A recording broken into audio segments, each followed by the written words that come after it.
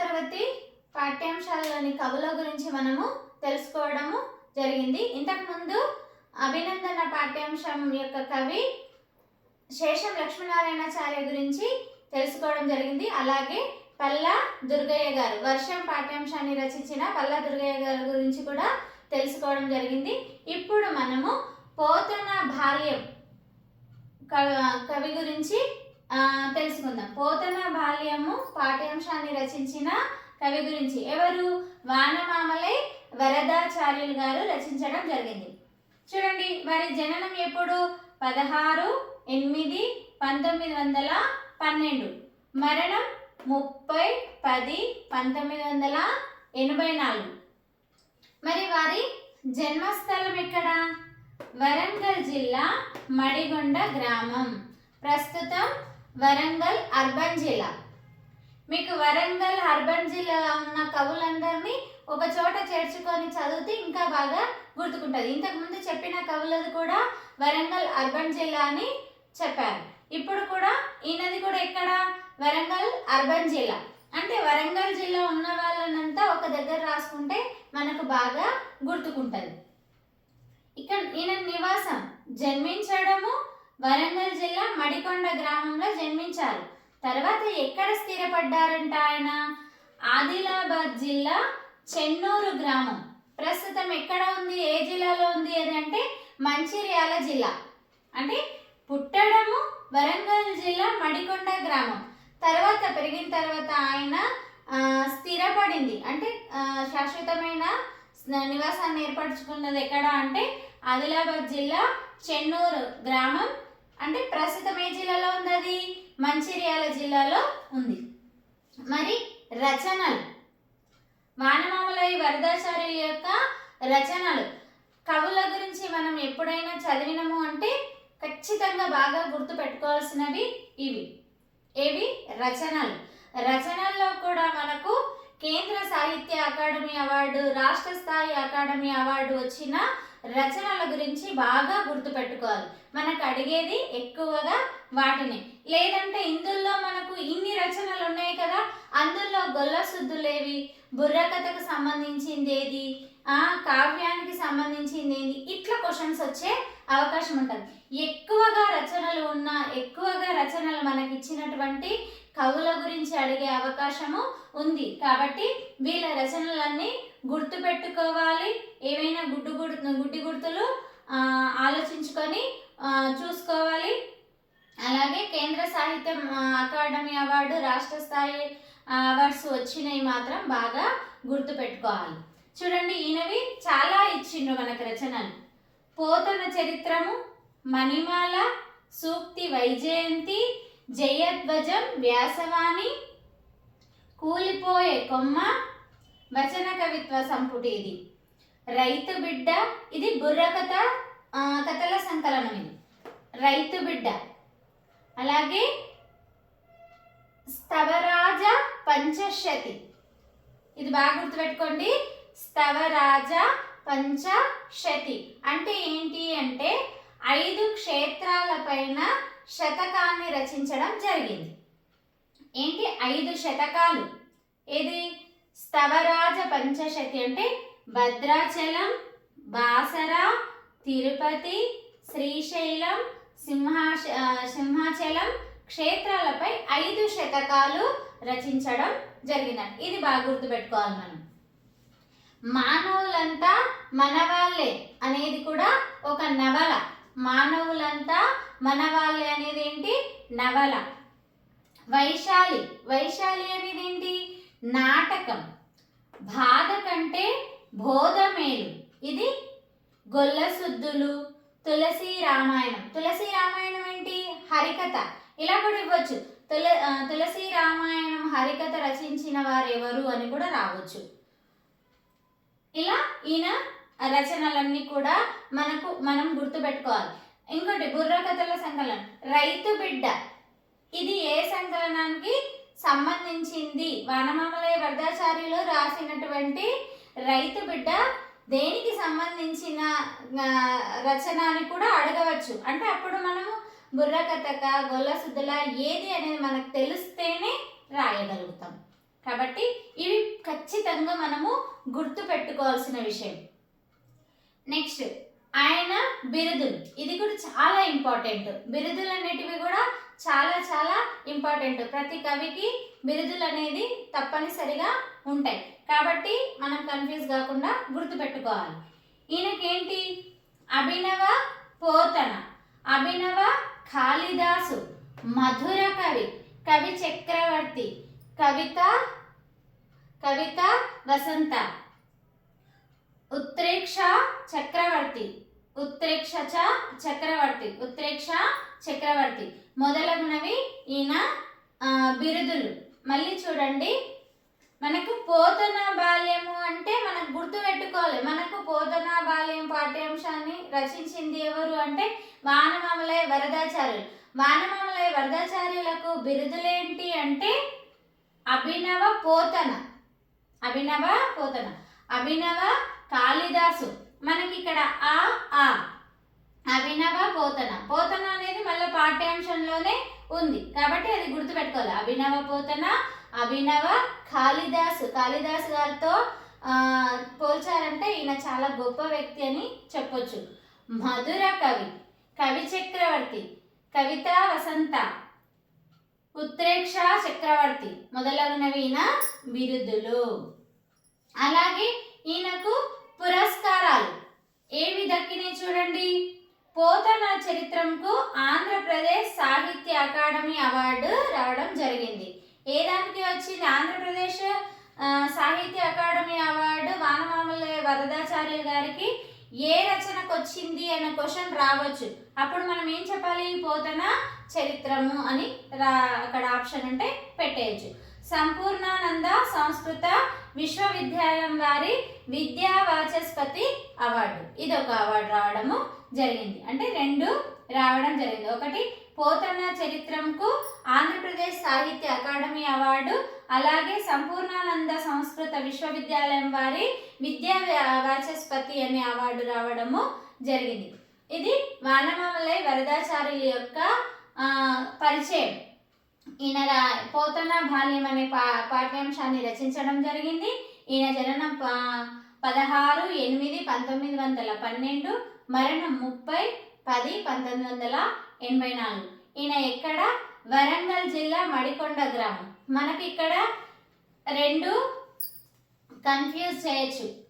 జన్మస్థలము అంటేనేమో వరంగల్ జిల్లా మడికొండ గ్రామం, ప్రస్తుతం వరంగల్ అర్బన్ జిల్లా. జన్మస్థలం అంటే మరి వానమామలై వరదాచార్యుల నివాసం అంటే తర్వాత స్థిరపడిన నివాసం అది ఎక్కడ అంటే ఆదిలాబాద్ జిల్లా చెన్నూరు గ్రామం.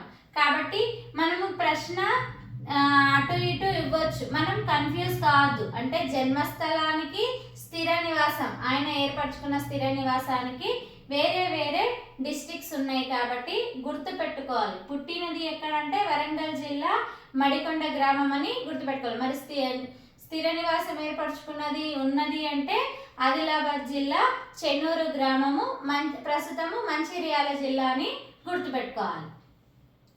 ఇది పోతన బాల్యం యొక్క కవి అయినటువంటి వానమామలై వరదాచార్యుల యొక్క పరిచయం. 6వ తరగతి పాఠ్యాంశాల్లో మరొకటి ఉడత సాయం. ఉడత సాయాన్ని రచించింది ఎవరు అంటే గోన బుద్ధారెడ్డి. ఈయనని రాజుగా కూడా పిలుస్తారు.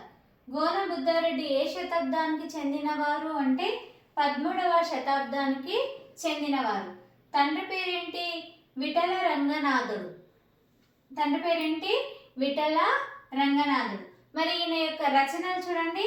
రంగనాథ రామాయణం ఇది దేంట్లో రాసింది అంటే ద్విపద ఛందస్సులో రాయడం జరిగింది. ఎక్కడి వరకు రాశారు అంటే యుద్ధకాండం వరకు రాయడం జరిగింది. ఎక్కడి వరకు రచించారు రంగనాథ రామాయణాన్ని అంటే యుద్ధకాండం వరకు రచించడం జరిగింది.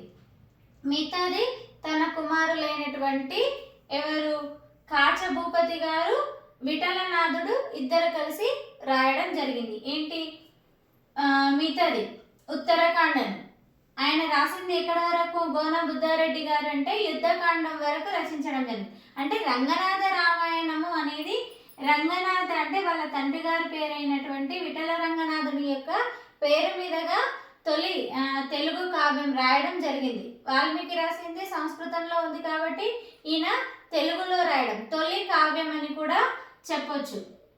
అలాగే ఈయన ఎక్కడి వరకు రచించడం జరిగింది అంటే యుద్ధకాండం వరకు రచించడం జరిగింది. మిగతా ఉత్తరాఖండాన్ని ఎవరు రచించారు అంటే కాచభూపతి విఠలనాథుడు ఇద్దరు గోన బుద్ధారెడ్డి యొక్క కుమారులైనటువంటి కాచభూపతి విఠలనాథుడు రచించడం జరిగింది. చూడండి ఈయన బిరుదులు కవి కల్పతరువు, కవిలోక భోజుడు, నిఖిల శబ్దార్థ పాకజ్ఞుడు, రామాయణ మర్మజ్ఞుడు. ఈయన బిరుదులు మళ్ళీ చూడండి, కవి కల్పతరువు, కవిలోక భోజుడు, నిఖిల శబ్దార్థ పాకజ్ఞుడు, రామాయణ మర్మజ్ఞుడు. ఈయన యొక్క బిరుదులు. ఇందులో నుంచి ఇంతకుముందు టెట్లో 2017లో ఇందులో నుంచి కూడా ఒక ప్రశ్న రావడం జరిగింది. అలాగే ఇక్కడ విశేషాలు చూడండి, ఈ గోన బుద్ధారెడ్డి రచించినటువంటి రంగనాథ రామాయణం యొక్క విశేషాలు చూడండి. తొలి తెలుగు రామాయణం ఏది? రంగనాథ రామాయణం. మన తొలి తెలుగు రామాయణం ఏదంట? రంగనాథ రామాయణం. మన తెలంగాణలో రచించబడిన తొలి కావ్యం. మన తెలంగాణలో రచించబడిన తొలి కావ్యం. తెలంగాణలో రచించబడిన తొలి కావ్యం ఏది అంటే మన రంగనాథ రామాయణం అని చెప్పొచ్చు. గోన బుద్ధారెడ్డి కాకతీయుల సామంతరాజు. గోన బుద్ధారెడ్డి ఎవరు? కాకతీయుల యొక్క సామంతరాజు. ప్రతాపరుద్రుడు, రుద్రమాదేవి వీళ్ళంతా ఉన్నారు కదా, వాళ్ళ కాకతీయుల యొక్క ఈయన సామంత రాజంట. వర్ధమానపురాన్ని పరిపాలించాడు. వర్ధమానపురాన్ని పాలించాడంట. వర్ధమానపురాన్ని పరిపాలించిన వారు ఎవరు అంటే గోన బుద్ధారెడ్డి అని చెప్పొచ్చు. రంగనాథ రామాయణం ఉత్తరకాండను గోన బుద్ధారెడ్డి కుమారులు కాచభూపతి విఠలనాథుడు రాశారు. ఓకే, అంటే ఈయన గోన బుద్ధారెడ్డి గారు తను రాసినటువంటి రంగనాథ రామాయణం తొలి తెలుగు కావ్యం అని చెప్పొచ్చు. అలాగే తెలంగాణలో తొలి కావ్యం అని కూడా చెప్పొచ్చు. ఆయన ఎక్కడి వరకు రచించారు రంగనాథ రామాయణం అంటే యుద్ధకాండం వరకు రచించడం జరిగింది. మిగతా ఉత్తరకాండం ఎవరు రచించారు అంటే ఆయన కుమారులైనటువంటి ఎవరు? కాచభూపతి విఠలనాథుడు మిగతాది పూర్తి చేశారు, మిగతాది రాశారని చెప్పొచ్చు. గోన బుద్ధారెడ్డి గారి యొక్క వంశం గురించి వెల్లడి చేసే అంటే ఆయన వంశం గురించి తెలియచేసే ఒక శాసనం ఉంది. ఆ శాసనం పేరేంది? భూదపుర శాసనం. ఏంటి? భూదపుర శాసనం. అంటే గోన బుద్ధారెడ్డి గారి యొక్క వంశం గురించి, గోన బుద్ధారెడ్డి వంశం గురించి తెలుసుకునే శాసనం ఏది ఉంది మనకు తెలిపే శాసనం ఏది ఉంది అంటే ఏది? భూదపుర శాసనం అంట. రంగనాథ రామాయణంలోని అవాల్మికాలైన వృత్తాంతాలు ఉండడంతో జానపదుల కళాకారులచే బొమ్మలాట రామాయణంగా కీర్తించబడింది.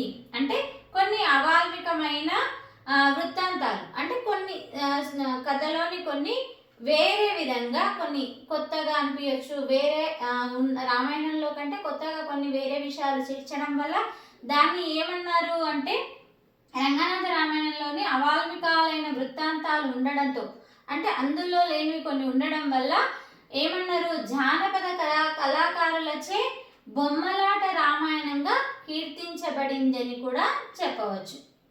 ఇది గోన బుద్ధారెడ్డి గారి యొక్క పరిచయం. ఏ పాఠ్యాంశాన్ని రచించారు వీరు అంటే ఉడత సాయం. రంగనాథ రామాయణము అంటే గోన బుద్ధారెడ్డి గారి తండ్రి పేరు ఏంటి అంటే రంగనాథుడు, విఠల రంగనాథుడు. విఠల రంగనాథుడు, రంగనాథుడు అన్న పేరు మీదనే తన కొడుకు గోన బుద్ధారెడ్డి రంగనాథ రామాయణాన్ని రచించడం జరిగింది. అది ఏ ఛందస్సులో ఉంటుంది అంటే ద్విపద ఛందస్సులు, అంటే ద్విపద పద్యాలు ఉంటాయి అని చెప్పొచ్చు.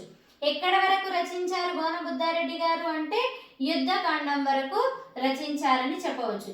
ఈయనకు గల బిరుదులేమి అంటే కవి కల్పతరువు, కవిలోక భోజుడు, నిఖిల శబ్దార్థ పాకజ్ఞుడు, రామాయణ మర్మజ్ఞుడు.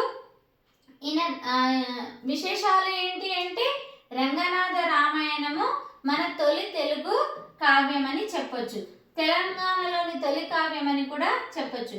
ఆయన ఎవరు అంటే గోన బుద్ధారెడ్డి గారు ఎవరు అంటే కాకతీయుల యొక్క సామంతరాజు.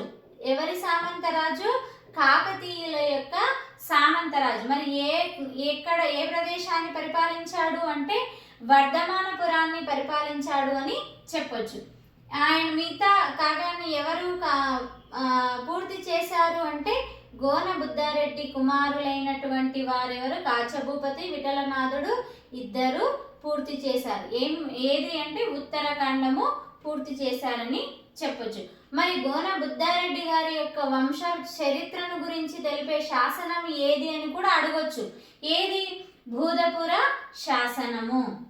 ఓకే, దీన్ని జానపద కళాకారులు ఏ విధంగా కీర్తించబడింది అని కూడా రావచ్చు. బొమ్మలాట రామాయణంగా కీర్తించబడింది అని కూడా చెప్పొచ్చు. అంటే మనకు రంగనాథ రామాయణంలోని అవాల్మికమైన వృత్తాంతాలు ఉండడంతో జానపద కళాకారులు ఏ విధంగా కీర్తించారనేది కూడా రావచ్చు. అంటే మనకు బొమ్మలాట రామాయణంగా కీర్తించబడింది అని కూడా చెప్పొచ్చు. అంటే క్వశ్చన్ ఎలాగైనా ఇవ్వచ్చు. మనకు ఇక్కడ విషయం తెలిసినప్పుడు ప్రశ్న ఏ రకంగా ఇచ్చినా కూడా మనం చేయగలుగుతాం. విషయం తెలియనప్పుడు మనము ఏ రకంగా ఇచ్చినా చేయలేము. కాబట్టి ఇందులో చాలా ప్రశ్నలు ఉంటాయి. ఈ గోన బుద్ధారెడ్డి గారి గురించి తెలుసుకోవాలి. ఎందుకంటే గతంలో కూడా టెట్లో రావడము జరిగింది. ఈ పాఠ్యాంశం నుండి ఒక ప్రశ్న రావడం జరిగింది. అది ఏది అంటే వర్ధమానపురంని పరిపాలించిన కవి ఎవరు అని కూడా రావడం జరిగింది. ఇక్కడ ఎవరు? గోన బుద్ధారెడ్డి గారు అని చెప్పొచ్చు. లేదంటే గోన బుద్ధారెడ్డి పరిపాలించిన ప్రాంతం ఏది అని కూడా రావచ్చు. ఏ రకంగా అయినా ప్రశ్న ఇవ్వచ్చు. మనకు ఆన్సర్ తెలిసినప్పుడు ఏ రకంగా ఇచ్చినా కూడా మనం పెట్టగలుగుతాం. అలా పెట్టాలి అంటే మనము రచయితల పరిచయాలు తప్పకుండా ప్రతి విషయాన్ని మనము నేర్చుకోవాలి.